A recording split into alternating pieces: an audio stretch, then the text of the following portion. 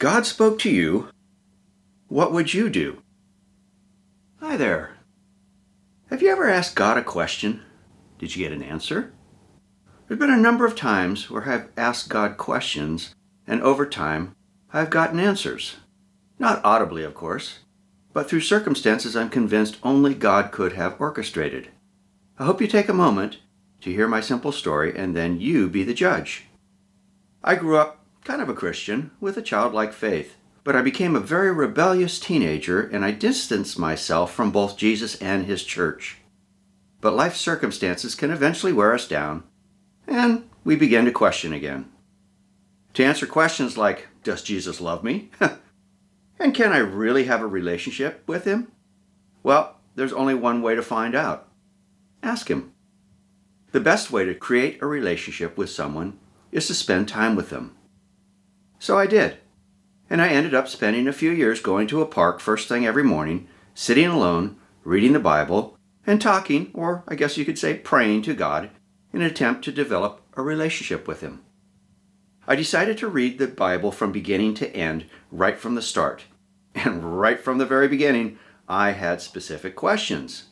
As an animal lover, I had to know. What were the animals like before the flood?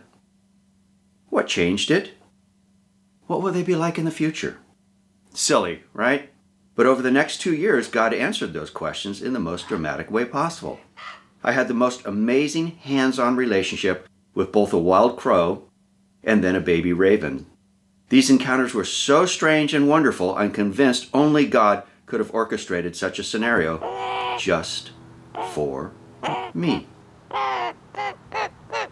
That story impacted me so much, I published a picture book and produced a 40-minute short movie, both of which are available online, called Bob, Huey, and Me.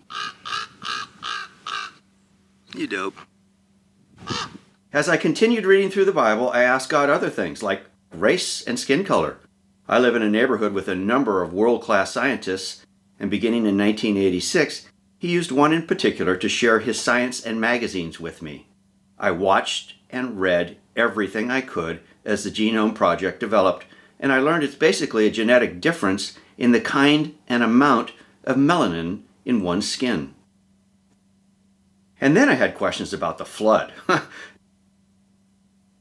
Now, I consider this to be more of a historical question than a religious one, because most ancient civilizations record it as part of their history.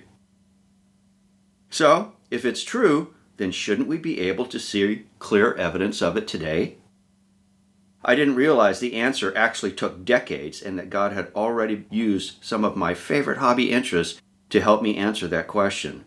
But now I'm convinced God has shown me overwhelming, clear scientific evidence for a worldwide flood in recent history. Soon I will be posting videos that demonstrate what I have found concerning this most fascinating topic.